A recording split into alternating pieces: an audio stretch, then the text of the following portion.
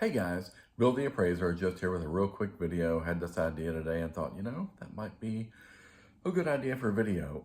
Depending on how long this ends up being, it may end up being a short, meaning less than 3 minutes. I think it's probably going to be a little bit longer. I could be wrong.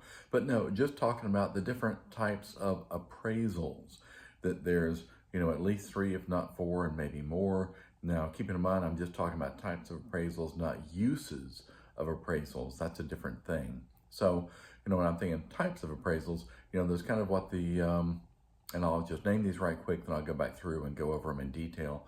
But kind of the traditional, what we call the 1004 URAR, traditional appraisal. The appraiser comes in, does a walk through the property, et cetera, et cetera. Another option is what's called a drive-by, where the appraiser literally drives by the property, takes a picture, and we'll talk about that. Another option is what's called a desktop, which means, again, exactly the same thing. The appraiser doesn't leave their office. They're given the address and they go online, they find the information they can find, and then make use of that, and then they move on. Now, here in the 21st century, there's a couple of other spins on that last one where it's not exactly just a desktop, because you also have somebody called a property data collector, PDC, and they go in and they kind of do what an appraiser would normally do as far as the physical inspection of the property. Now, that person is probably not an appraiser, just for the record. It's possible, but they go in, we'll talk about that. And then that information is put online, and then the appraiser who's assigned with working that up goes online, finds that information, looks to see what that individual has said, and then they go in and pull information from public record, and they pull together a report. Along those same lines, there's also something called a bifurcated or bifurcated appraisal, or what's called a hybrid appraisal, which is the same sort of thing. And all that means is that two people basically are involved with coming up with that estimate of value. Well, two people are involved in the appraisal part of it. One person, the appraiser, is involved with coming up with the estimate of value. Okay, I'm looking at this now and seeing I'm already over 2 minutes. So yeah, this is not going to be a short. This is going to be a regular video. It may end up being 3, 5, 10 minutes, but okay. So let's go back to the original appraisal, kind of the boots on the ground, the traditional appraisal, which is what used to be for everything. And now with modern technology and what's happened, it is not the traditional appraisal anymore. It is not the go-to, it is not the default, because Fannie Mae, Freddie Mac, lenders, if there's a cheaper way to do it, they will probably try to do that.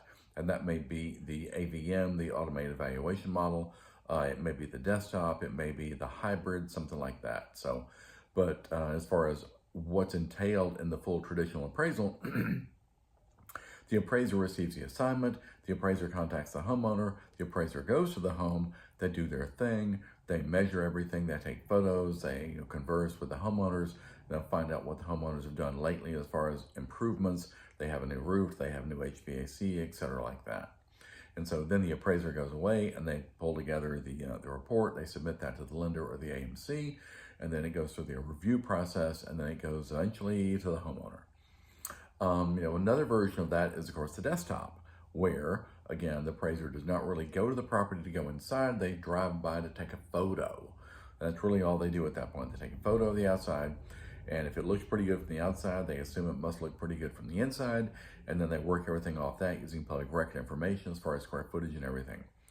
Now, as far as that particular type of appraisal goes, depending on the lender, they may or may not have contact with the homeowner, and they may or may not use information provided by the homeowner. The reason I say that is because, as much as I like to have faith in humanity and don't think people would lie to me, there are people who would say they had an updated kitchen when they really don't. There are people who would say, I have an updated bathroom when I really don't. So sometimes lenders won't let the appraiser use information provided by the homeowner because it's just supposed to be, assumed average condition, quality and condition from the exterior inspection. And two, very often those have to do with the loan to equity, where they do a drive-by because there's, in all likelihood, so much equity in the property, it won't really matter what it appraises for. They're probably still going to be able to do what they want to do, the homeowners are. And so it doesn't have to be a spot-on thing where they get every ounce of value that's there by a full-blown, full inspection appraisal.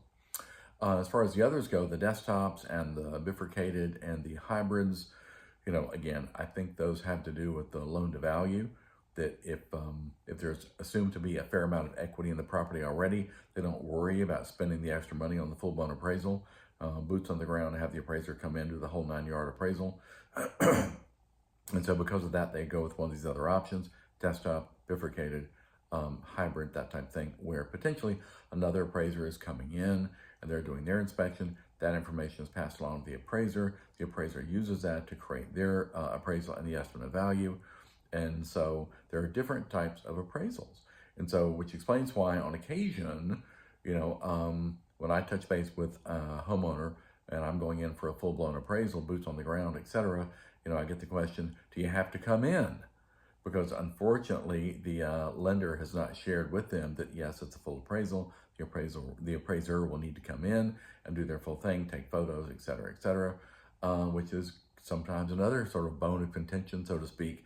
I've had homeowners who were not happy about the fact that they had not been told that the appraiser would need to take photos, to the point where I've even had homeowners who basically flat refused to let me in because they knew I was going to take photos, and then the assignment ended right there, and I did not proceed with it. So anyway, just want to let you know there are different types of appraisals out there. So if you're a homeowner watching this, definitely check your paperwork or touch base with your lender, see what type of appraisal they're expecting to have done on your property.